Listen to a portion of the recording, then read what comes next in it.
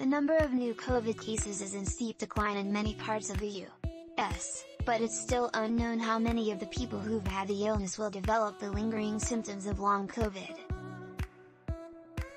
Journalist Meghan O'Rourke, who's been writing about long COVID for The Atlantic and Scientific American, says as the pandemic was starting to unfold in the U.S., she was dreading the prospect of a tremendous wave of chronic illness that would follow.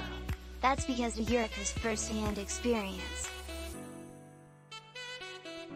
That's made her sensitive to the struggles of patients living with hard-to-diagnose diseases who often have had their symptoms dismissed by a medical system that can't pin them down.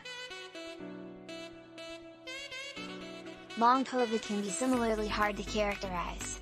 The term encompasses a wide variety of symptoms that persist long after the initial infection with the SARS-CoV-2 virus, O'Rourke says.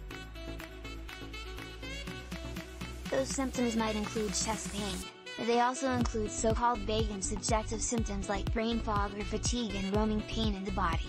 The symptoms of long COVID can be difficult to track on conventional lab tests, in part because they may come and go over time.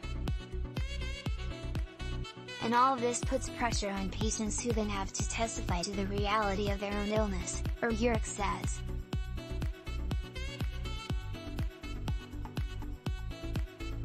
O'Rourke writes about her own experience struggling to get a diagnosis in the new book, The Invisible Kingdom, Reimagining Chronic Illness.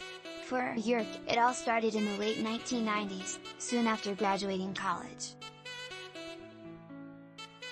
Over the years, her symptoms have included extreme fatigue, brain fog, joint pain, nerve pain, hives, fevers and more. She visited a number of specialists, but more often than not, the doctors attributed what she was experiencing to stress or anxiety. The hardest part of being ill was that I didn't feel I had any advocate on my side who even believed fully in the reality of what I was describing to them, she says. When you're at the edge of medical knowledge, the lack of evidence is treated as evidence that the problem is you and your mind.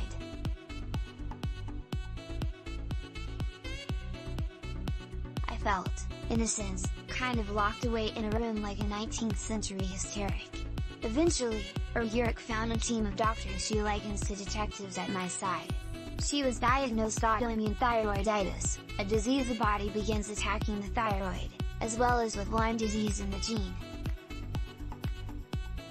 For O'Rourke, just getting a diagnosis felt like a triumph.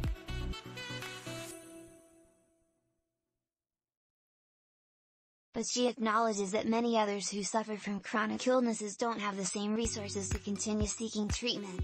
It's really clear from research that in fact, social structures are a major factor in all of this, she says.